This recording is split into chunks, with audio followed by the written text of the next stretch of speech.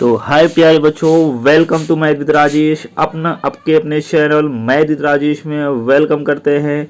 तो वीडियो को अंत तक देखिए, बहुत ही इंटरेस्टिंग क्वेश्चन आपके सामने रख रहा हूं। जितने भी बच्चे जवाहर नवोदय विद्यालय क्लास 9 की तैयारी कर रहे हैं तो उनमें इंपॉर्टेंट क्वेश्चन इस चैप्टर से 1 से 2 क्वेश्चन आ सकते हैं। और CHS सेंट्रल हिंदू स्कूल के जो बच्चे तैयारी कर रहे हैं उसके लिए भी इंपॉर्टेंट चैप्टर है। तो आइए हम लोग वर्णमाला, जो आपका चैप्टर है हिंदी का, वो है वर्णमाला के अति महत्वपूर्ण प्रश्न हैं। तो ये प्रश्न आपको जरूर देखने को मिल सकते हैं और इससे भी रिलेटेड कुछ क्वेश्चन मैं आपको जरूर करवाऊंगा। तो आइए हम लोग स्टार्ट करते हैं और फर्स्ट क्वेश्चन आपके सामने है। तो फर्स्ट क्वेश्चन तो आप देख के बताइए बच्चों आंसर क्या होगा। आप माइंड में सोच सकते हैं कि इसका आंसर क्या हो सकता है। देखिए बच्चों, क्या होता है अनुनासिक व्यंजन। अनुनासिक व्यंजन क्या होता है बच्चों? निम्नलिखित में से कौन से होते हैं? ध्यान रखना है बच्चों, आपका जो वर्गीय व्यंजन होता है आपको पता होगा। वर्गीय व्यंजन, वर्गीय व्यंजन क्या होता है बच्चों? वर्गीय व्यंजन क्या होता है बच्चों? वर्गीय व्यंजन होता है का वर्ग, चा वर्ग, टा वर्ग, कचट तप, कचट तप, कचट तप मतलब ता वर्ग एंड पा वर्ग। 5 वर्ग होते हैं और इसको स्पर्शीय व्यंजन भी कहा जाता है बच्चों। इसके पैस्पांसर मतलब पहला अंतिम अक्षर ही क्या कहलाता है? अंतिम। जैसे मैं कहूं का, खा, गा, घा, अंगा, तो ये अंगा जो 5वां अक्षर है, पश्चांसर है वर्ग का, वही नासिक अनुनासिक कहलाता है। क्या कहलाता है? अनुनासिक व्यंजन कहलाता है। क्या कहलाता है बच्चों? अनुनासिक व्यंजन कहलाता है। तो आपको ये पता होना चाहिए बच्चों। तो इसका आंसर क्या हो जाएगा प्यारे बच्चे? वर्ग का 5वां अक्षर, इसको नासिक व्यंजन भी कहते हैं बच्चों। तो आइए हम लोग इसको देखते हैं, अगले क्वेश्चन की ओर बढ़ते हैं बच्चों। और अगला क्वेश्चन आपके, तो अगला क्वेश्चन बच्चों ध्यान दीजिए। तो अगला क्वेश्चन क्या है ये ध्यान देना है। अनुनासिक क्या होते हैं? इसको नासिक भी कहा जाता है बच्चों, नासिक भी कहा जाता है। तो सभी बच्चे इसको बिल्कुल ध्यान में रखेंगे। अब देखिए ना, ये अनुनासिक का संबंध कहाँ से है? तो ये नाक से बोला जाता है और मुंह, तो इसका संबंध दोनों से है। तो ये आप बता सकते हैं। अगला जो क्वेश्चन है बच्चों, अगला क्वेश्चन है, कह रहा है टा वर्ग उच्चारित स्थान है। टा कहाँ से बोला जाता है? टा जो है मूर्धा से बोला जाता है। टा जो है मूर्धन्य से बोला जाता है, मतलब मूर्धा से बोला जाता है। का वर्ग जो है, का वर्ग जो है बच्चों वो बोला जाता है का वर्ग, का वर्ग कंठ से बोला जाता है, कंठ से बोला जाता है। और चा वर्ग जो है तालु से बोला जाता है। तो आप ये ध्यान रखेंगे, ठीक है ना आप। और पा वर्ग ओष्ठ होता है, कचट तप, ठीक है ना। अब ता वर्ग कहाँ से बोला जाता है? ता वर्ग दंत्य होता है। तो ये ध्यान रखेंगे हमेशा, का वर्ग कंठ से, चा वर्ग ता वर्ग मूर्धन्य से, और ता वर्ग दंत से, पा वर्ग ओष्ठ से। तो ये चीजें आप हमेशा याद रखिएगा। अगला जो क्वेश्चन है बच्चों, इसका मतलब इसमें सा हो जाएगा तीसरे में। चौथा जो क्वेश्चन है, भाषा की सार्थक लघुत्तम इकाई क्या है? सार्थक लघुत्तम इकाई। देखिए भाषा से जो क्वेश्चन बनते हैं बच्चों, भाषा से ऐसे से क्वेश्चन आता है, जैसे भाषा की सबसे छोटी इकाई क्या है? जैसे भाषा की सबसे छोटी इकाई क्या है? छोटी इकाई, छोटी इकाई। अगर भाषा की सबसे छोटी इकाई की बात करेगा बच्चों तो आएगा वर्ण। क्या आएगा? वर्ण। हमेशा भाषा की सबसे छोटी इकाई क्या होती है? वर्ण होती है। भाषा की सबसे बड़ी इकाई की बात करेंगे तो वो वाक्य होता है बच्चों। क्या होता है? वाक्य होता है। क्या होता है? वाक्य होता है। लेकिन अर्थ के आधार पर भाषा की सबसे छोटी इकाई तो वो शब्द होगा। क्या होगा बच्चों? शब्द होगा। आपको पता है कहाँ से पहले वर्ण वर्ण से क्या बनता है बच्चों, शब्द बनता है, शब्द का निर्माण होता है, और शब्द से क्या बनते हैं बच्चों, वाक्य बनते हैं। तो ये आपको पता होना चाहिए, और वाक्य से भाषा आप समझ रहे हैं। तो ये आप इसका आंसर आसानी से आप बता सकते हैं क्या सही होगा, क्या सही होगा। तो भाषा के ये सार्थक, यहाँ कह रहे हैं ना सार्थक लघुत्तम इकाई, तो सार्थक मतलब जिसका कुछ अर्थ निकलता हो बच्चों। तो इसलिए इसका आंसर क्या हो जाएगा बच्चों, इसलिए इसका आंसर क्या हो जाएगा, इसलिए इसका आंसर शब्द हो जाएगा। सार्थक सबसे छोटी इकाई वर्ण, जैसे ये सही होता जब जब इसमें भाषा की सबसे छोटी इकाई देता, लेकिन यहाँ सार्थक शब्द लिखा दिया, अगर ये नहीं लगाया तो लघुत्तम इकाई, तो आपका वर्ण हो जाता। अगला क्वेश्चन आपसे कह रहा अयोगवाह ध्वनियां, अयोगवाह वर्ण कौन सा होता है बच्चों, अन और आ, ठीक है ना। स्वर आपके कितने होते हैं बच्चों, स्वर 11 होता है, जो जिसमें से 2 स्वर आपके, वैसे तो अगर मूल भाषा में देखेंगे तो स्वर की संख्या 13 होती है, जिनमें कौन कौन से ये 2 स्वर हट जाते हैं, इनको अयोगवाह ध्वनियां कहा जाता है। अयोगवाह सिर्फ स्वर के साथ जुड़ते हैं, और एक री हो जाता है, जो इस भाषा का मूल भाषा का ये शब्द है, मतलब संस्कृत का ये शब्द है, या वर्ण बोल सकते हैं। इसलिए स्वर की संख्या हमेशा 11 बताएंगे, लेकिन अयोगवाह वर्ण कौन से होते हैं, अन और आह हो जाता है बच्चों। अगला क्वेश्चन, हिंदी वर्णमाला में स्वरों की संख्या क्या होती है, तो 11 हमेशा लगाना है, 11 होता है। अगला जो क्वेश्चन भी मैं आपको समझाया था, भाषा निर्माण की इकाइयों का सही अनुक्रम क्या है, बताइए। सबसे पहले जो आए वो देखिए, यहाँ शब्द दे दिया है पहले, तो यहाँ शब्द के वर्ण के स्थान बच्चों ध्वनि भी दे सकता है। ध्वनि से क्या बना, शब्द बना, शब्द से पद बने, और पद से वाक्य बने, ठीक है ना। पद आप समझते हैं, जैसे ये है तो एक लाइन को पद बोल दिया जाता है, तो आप समझ सकते हैं इसका आंसर क्या हो जाएगा, द, क्या हो जाएगा, 7 का द राइट हो जाएगा बच्चों। नेक्स्ट क्वेश्चन अगर मैं बात करूं, नेक्स्ट क्वेश्चन की अगर मैं बात करूं स्टूडेंट, नेक्स्ट क्वेश्चन 8 नंबर, निम्न में से कौन सा एक संयुक्त व्यंजन नहीं है। तो मैं इसके थोड़ा से आपको मैं समझा देता हूँ संयुक्त व्यंजन क्या होते हैं बच्चों। तो संयुक्त व्यंजन आपको समझ में आना चाहिए। 4 संयुक्त व्यंजन होते हैं। कौन कौन से संयुक्त व्यंजन होते हैं बच्चों, 4 संयुक्त व्यंजन होते हैं। श होता है, छ, त्र, ठीक है, ज्ञा। अब देखिए ये किससे बना होता है, ये आपसे क्वेश्चन आएगा का। और यहाँ ध्यान रखना है बच्चों, हलंत कहाँ होता है, इस पे हलंत होता है, आधा होता है, और ये पूरा सिटी वाला श।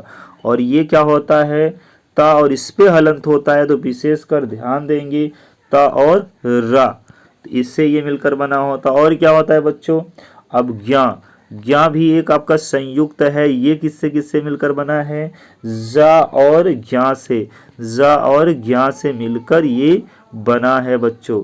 सॉरी, ये ज्ञा से मिलकर और सॉरी ज और इया से, ज और इया इसको बोलते हैं, ज और इया से मिलकर बना है बच्चों। किससे, ज और इया से मिलकर बना है। और एक आपका हो जाता है जिसको स्रा बोलते हैं बच्चों, स्रा। तो 4 होते हैं, बता दिए हमने आपको, छा हो गया, तरा हो गया, ज्ञा हो गया। तो ये आपका नहीं, आप बता सकते हैं एक स्रा भी होता है। तो आप कभी कभी आपसे यही पूछ लेगा, तो सा और रा से मिलकर ये बना है स्रा। तो हमेशा ध्यान रखेंगे 4 संयुक्त व्यंजन होते हैं। अगला क्वेश्चन, अगला जो क्वेश्चन है, निम्नलिखित में से उच्चारण के आधार पर कंठ से लेकर मुख के विवरण को उच्चारित ध्वनियों का सही क्रम बताइए। बच्चे आप ध्यान रखेंगे, सबसे पहले मैं या मुख की अगर बात करूं, सबसे पहले मुख की बात करूं, सबसे पहले क्या होता है, आपका आता है बच्चों कंठ। क्या आता है बच्चों, कंठ। देखिए ये कंठ जो होता है आपके, अगर बॉडी की मैं बात करूं, तो बॉडी की बात करूं तो यहाँ जो होता है एक ऐसे कलगी जैसे निकला होता है, उसको बोलते हैं कंठ। कंठ के बाद क्या होता है बच्चों, तारू। क्या आता है, तारू। तारू के बाद क्या आता है बच्चों, आगे वाला जो भाग होता है मूर्धन्य। फिर क्या बच्चों होता है दंत्य, यहाँ दांत के इधर बगल वाले को तारु बोलते हैं मूर्धन्य, फिर यहाँ तारु होता है, फिर बच्चों दंत, इसका मतलब कंठ तालु, ठीक है ना, कंठ तालु मूर्धन्य दंत्य और ओष्ठ, ठीक है ना, कंठ तालु, इसको वात्सल्य या दंत, इसको ओष्ठ भी मूर्धन्य भी बोला जाता है। तो मैंने जैसा आपको समझाया तो आप बता सकते हैं इसका आंसर अब हिसाब से क्या हो जाएगा बच्चों, फर्स्ट ही राइट हो जाएगा। कंठ मतलब सबसे पहले कंठ आएगा, फिर तालु आएगा, फिर बच्चों आपका मूर्धन्य, मूर्धन को यहाँ वत्सर्य भी बोला जाता है बच्चों, और इसी को क्या है दंत, फिर आपका ओष्ठ आ जाता है सबसे लास्ट में, ओष्ठ है आपको देख सकते हैं सबसे लास्ट में ओठ मुंह का भाग आता है। अगला क्वेश्चन देखिए जो है बच्चों, मुंह के पक्ष स्वर किसे कहा जाता है। देखिए पक्ष स्वर जो है इसको जो है 3 भागों में स्वर को बांटा गया है, कई आधार पे स्वर को बांटा जाता है बच्चों, जो आपका अग्र स्वर, पश्च स्वर और मध्य स्वर, 3 प्रकार में आपको स्वर को बांटा है। अब देखिए इसमें हम समझेंगे कौन कौन से स्वर, कैसे कैसे स्वर बांटा गया है और वो कौन कौन से होते हैं बच्चों। देखिए ये क्या होता है बच्चों, ये जीभ की क्रियाशीलता के आधार, जीभ की आपकी ये जीभ है और ये आपका मुख है। तो जीभ अगर क्या अग्र भाग को छू रही है तो अग्र स्वर, मध्य को छू रही है तो मध्य स्वर, ठीक है, और सब स्वर ये पक्ष भाग को छू रही है तो पक्ष स्वर, ये मध्य स्वर, ये अग्र स्वर। तो पीछ जो आपकी जीभ होती है बच्चों, जीहवा होती है, जो जीभ होती है बच्चों, उसी के क्रियाशीलता के आधार पर स्वर को बांटा गया है। तो जो आपका अग्र होता है, मध्य होता है बच्चों और पश्च होता है, ठीक है। तो अग्र में क्या हो जाएगा बच्चों, कौन कौन से स्वर आ जाएंगे, ई, इसको आप लिख लीजिएगा अच्छे से, ई, बड़े ई, ए, एन, एन इसी में री आ जाता है बच्चों। जो मध्य में आता है बच्चों, मध्य में हमेशा ये आ जाता है बच्चों छोटा आ, और पश्च में हमेशा बड़ा आ, जिसमें हमेशा थर्ड भी फर्स्ट नंबर पे आ रहा है, थर्ड दूसरे पे आ रहा है, ये थर्ड नंबर, जिसमें तीसरा बनाने की बात आती है, मतलब ऊ, देखो 3 आकृति बन रहा है, बड़ा ऊ, ओ और औ। तो पश्च में कौन आता है, आ, ऊ, बड़ा ऊ, सॉरी ऊ, बड़ा ऊ, ओ और औ। मध्य में हमेशा आ जाएगा और अग्र में ई, बड़ी ई, ए, एन, री। तो ये आप याद रख सकते हैं। तो आपको क्या पूछा है बच्चों, पश्च स्वर में कौन आ जाता है। तो पश्च स्वर में हम जैसा कि मैंने बताया सबसे बड़ा आ जाएगा। तो पश्च स्वर की सबसे अच्छी पहचान है बच्चों, मध्य में छोटा आ जाता, हमेशा याद रखिए। तो पश्च तीसरे नंबर पे आता है, जिसमें 3 बनने की आकृति बन रही है, देखो 3 बनाया जा रहा है, और ये जैसे ये भी 3 बनाया जा रहा है, फिर देखो इसमें भी 3 बनाया जा रहा है, देखिए इसमें भी 3 बनाया जा रहा है, देखिए इसमें भी 3 बनाया जा रहा है। ये तो हमेशा किस में आएंगे, पश्च में आएंगे, सबसे अच्छी पहचान होती है। अब मैं बात करूं बच्चों वर्णमाला के घोष। देखिए घोष क्या होता है बच्चों, घोष को ही सघोष बोल दिया जाता है। घोष को ही क्या बोल दिया जाता है बच्चों, सघोष बोल दिया जाता है, ठीक है, ध्यान रखेंगे। तो वर्णमाला को जो है कंपन के आधार पर 2 भाग में बांटा गया है। पहला क्या बांटा गया बच्चों, स अघोष, क्या बांटा गया, अघोष, अघोष। फिर बच्चों इसको बांटा गया है सघोष, सघोष, और इसी को सघोष को ही क्या बोल दिया जाता है बच्चों, घोष भी बोल दिया जाता है। मैंने बताया आपको वर्णमाला में 5 वर्गीय होता है, का वर्ग, चा वर्ग, कच्छट तप, ता वर्ग, का वर्ग, टा वर्ग, ता वर्ग, पा वर्ग एंड आप समझ गए हैं कच्छट तप मतलब का वर्ग, का चा वर्ग, टा मतलब पा वर्ग, पा वर्ग। तो ये होते हैं आपके 5 वर्गीय व्यंजन। इसका पहला जो आपका अघोष होता है बच्चों, जो अघोष होता है किसी भी वर्ग का पहला और दूसरा वर्ण होता है। ऐसे मैं कहूं कि का एन खा, ये किस में आ जाएंगे, अघोष में आ जाएंगे। तो बचा क्या, तीसरा, चौथा, पांचवा, ये किस में आ जाएगा, शघोष या घोष में आ जाएगा। अब देखिए इसके हिसाब से घोष वर्ण कौन होंगे, किसी भी वर्ग का पहला दूसरा अघोष में, तो पा अघोष में आ जाएगा, टा अघोष में आ जाएगा, ता था अघोष में आ जाएगा। देखिए तीसरा वर्ण आ गया आसानी से। तो ये तीसरा चौथा वर्ग का पांचवा वर्ण हमेशा किसमें आएगा, अघोष या सॉरी सघोष, सघोष को ही घोष बोला जाता है। तो इसका आंसर क्या हो जाएगा, दा, क्योंकि इसमें आ जाएगा दा, च छ ज। अब देखिए अब ये किस में आ जाता है, त थ द, तीसरा आ रहा है, तीसरा इसका मतलब पारस्यु व्यंजन किसे कहते हैं। तो पारस्यु व्यंजन आप ध्यान रखेंगे बच्चों, एक आपका क्या होता है, लुंठित व्यंजन भी होता है, लुंठित जिसको रा होता है, पारस्यु हमेशा ला होता है, पारस्यु क्या होता है, ला व्यंजन को बोलते हैं पारस्यु। अब अगला क्या, कौन सा कथन सत्य नहीं है, आ कंठ ध्वनि है, सही है, कंठ में आ भी आ जाता है बच्चों और बड़ा आ भी आ जाता है, ये आ कंठ में। ये दीर्घ व्यंजन है, सही है, सॉरी दीर्घ स्वर है, दीर्घ स्वर है, चूंकि दीर्घ स्वर में कौन कौन आ जाते हैं बच्चों, अब बड़ा आ, बड़ी ई, बड़ा ऊ, तो ये सब इसी में आ जाते हैं। ए ऐ ओ कहाँ आ जाता है, आपके दीर्घ स्वर में आ जाता है। और हर्ष स्वर में कौन कौन आता है बच्चों, आ, ई, ऊ एंड री, ये किस में आ जाता है बच्चों, हर्ष स्वर, या इसको लघु स्वर भी कहा जाता है। तो इसके हिसाब से ये भी सही है, ये भी सही है। ई मूल स्वर है, अब देखे हैं ई संयुक्त स्वर है, ये तो मूल स्वर है, सही है। मूल स्वर उन्हीं स्वर को कहा जाता है, स्वर जो हर्ष स्वर है उनको मूल स्वर कहा जाता है। बड़ी ये संयुक्त स्वर है।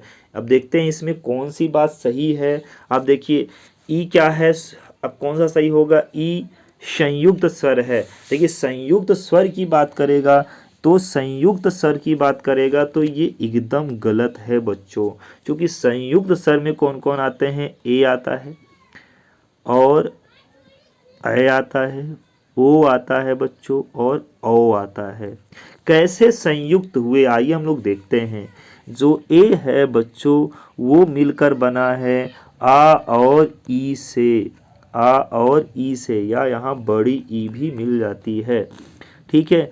ऐ जो बना है बच्चों वो आ प्लस ए या ऐ से मिलकर बना है, ठीक है ना। आ के साथ ए आएगा तब भी ए बनेगा, आ के साथ ए आएगा तब भी ए। आपको साइंस इसको यूजफुल कहाँ आपको होगा, जब संधि पढ़ेंगे। वैसे ही ओ जो है बच्चों, ओ जो है आ प्लस ऊ से मिलकर बना है, वैसे ही आ प्लस ओ से मिलकर ओ बनता है बच्चों, ओ बनता है, मतलब ओ यूज होता है। तो ये संयुक्त इसीलिए बोला जाता है। तो आप समझ गए होंगे इसका आंसर गलत क्या हो जाएगा, दा गलत हो जाएगा, ये बातें सही नहीं है। हाँ महाप्राण की बात करता है भैया, महाप्राण क्या होगा, देखिए पहले तो अल्प प्राण समझ लीजिए, ये दो भाग में बांटा गया है समय लगने के आधार पर। अल्प प्राण क्या होगा, अल्प प्राण और महाप्राण। अल्प प्राण में बच्चों हमेशा पहला वर्ण, तीसरा वर्ण और पांचवा, तो वर्ग का तीसरा पांच, जैसे का वर्ग की बात करेंगे, का, खा, ग, घ, अंग। देखिए इसको बोलिए, क, ख, ग। देखिए आपको अल्प प्राण कैसे, क बहुत आसानी से बोले, ख, ग, घा, अंग। तो मतलब ये पहला तीसरा बोलने में कम समय लग रहा है इसलिए अल्प प्राण बोला जाएगा। तो तीसरा मतलब का और गा और अंगा क्या है, अल्प प्राण में आ जाएंगे। महाप्राण में कौन होंगे, दूसरा और चौथा वर्ण, मतलब दूसरा मतलब खा और घा क्या हो जाता, ये आपका हो जाता महाप्राण में। जैसे ट, ठ, ठ ड ढ, ठीक है। और अब इसमें ऐसे बोलते हैं ट ठ ट ठ ड ढ। और इसका मतलब ये देखिए, ये सब ये किस में आ जाएगा, ये अल्पप्राण में, और ठ और ड किस में आ जाएगा, ढ किस में आ जाएगा, महाप्राण में। तो ये कहने का मेरा मतलब है। तो अल्प महाप्राण कौन होगा, जैसे वर्ग का दूसरा और चौथा वर्ण। देखिए या, अब देखिए ला, य र ल व। अब बताइए इसमें एक चीज और ध्यान दिया जाता है बच्चों, एक चीज और ध्यान दिया जाता है। अब जो आपका अंतस्थ व्यंजन होता है, अंतस्थ व्यंजन जो होता है बच्चों, अंतस्थ व्यंजन जो होता है वो भी किस में आता है, अंतस्थ व्यंजन किस में आ जाता है, ये भी आपको ध्यान रखने की जरूरत है बच्चों। तो सारा अंतस्थ व्यंजन अल्प प्राण में आ जाता है। अंतस्थ व्यंजन में कौन होता है, अंतस्थ व्यंजन में कौन होता है बच्चों, या, रा, ला, वा, ये सब क्या होते हैं, अंतस्थ व्यंजन में आते हैं। और ये सारे क्या कहलाते हैं, ये भी अल्प प्राण कहलाते हैं। और सभी स्वर भी अभी अल्प प्राण कहलाएंगे, सभी स्वर भी क्या कहलाएंगे, अल्प प्राण कहलाएंगे। अगर कोई प्रॉब्लम होगी तो मैं इसके लिए अलग से वीडियो बना दूंगा, आपको डिटेल पढ़ा दूंगा, तो इसको कमेंट जरूर करिएगा। अल्प प्राण कौन कहलाएंगे, या, रा, ला, वा अल्प प्राण में आएंगे। अंतस्थ व्यंजन और पहला वर्ग का पहला, तीसरा और पांचवा वर्ण किस में आएंगे, अल्प प्राण में आएंगे। महाप्राण में दूसरा और वर्ग का दूसरा और चौथा। और महाप्राण में कौन कौन आ जाता है, जो संघर्षीय व्यंजन होता है, जो संघर्षीय व्यंजन होता है बच्चों, उसको भी किस में रखा जाता है, अल्प प्राण, महाप्राण में रखा जाता है। इसको उष्ण व्यंजन भी कहा जाता है बच्चों। उष्ण व्यंजन जो होते हैं, उष्ण व्यंजन भी किस में रखे जाते हैं, ये इसी में रखे जाते हैं। उष्ण व्यंजन आपके किस में रखे जाते हैं बच्चों, इसी में रखे जाते हैं। उष्ण व्यंजन में कौन कौन आ जाता है बच्चों, ये सीटी वाला सा, सादा सा वैसे लिख लीजिए, है ये आपका हा, इसी में आ जाता है। तो याद रखिए ये सब कहाँ आएंगे, महाप्राण में आ जाते हैं, महाप्राण में आ जाते हैं। तो महाप्राण का आंसर ये हो जाएगा, फिर सादा वाला सा ही महाप्राण का आंसर हो जाएगा। तो आप समझ गए हैं बच्चे। अगला जो क्वेश्चन है बच्चों, श ध्वनि निम्नलिखित में किसके अंतर्गत आती है, तो मैंने आपको बताया कि ये संयुक्त वर्ण है। क्या आता है, संयुक्त वर्ण है। अभी मैं बात किया था प्रयत्न के आधार पर ला को किस ध्वनि के रूप में रखा जाता है, ला, अभी ला आया था, ला क्या है, अब बताइए, प्रकंपित, संघर्षहीन, ला क्या है, जल्दी से बताइए बच्चे, ला क्या है। तो ला आपका किस में रखा जाएगा, इसका आंसर जल्दी से आना चाहिए, सारे बच्चे का आंसर जल्दी से आना चाहिए, ठीक है। आप ला को देखिए, मैंने अभी आपको जल्दी से समझाया था। ला को पार्श्व स्वर कहा जाता है। रा जो है वो लुंठित, इसको लुंठित स्वर भी कहते हैं बच्चों। लुंठित स्वर, सॉरी, लुंठित व्यंजन भी कहते हैं, स्वर नहीं व्यंजन, या लुंठित ध्वनि बोल सकते हैं। तो आपका ये सही हो जाएगा। इसका मतलब पार्श्व में कौन रखा जाएगा, ला, ला पार्श्व है। अगला क्वेश्चन जो बच्चों है, मूर्धन्य। मैंने बताया मूर्धन्य में क्या होता है, टा वर्ग आता है, तो टा तो वैसे ही सही हो गया, हाँ ठीक है ना। अब इतने तो टोटल क्वेश्चन थे। आई होप आपको वीडियो पसंद आया, तो वीडियो को लाइक करें, चैनल को सब्सक्राइब करें और कमेंट करना ना भूलें कि कैसे वीडियो आपको सही है। आप क्वेरी बता सकते हैं बच्चों। Bye bye.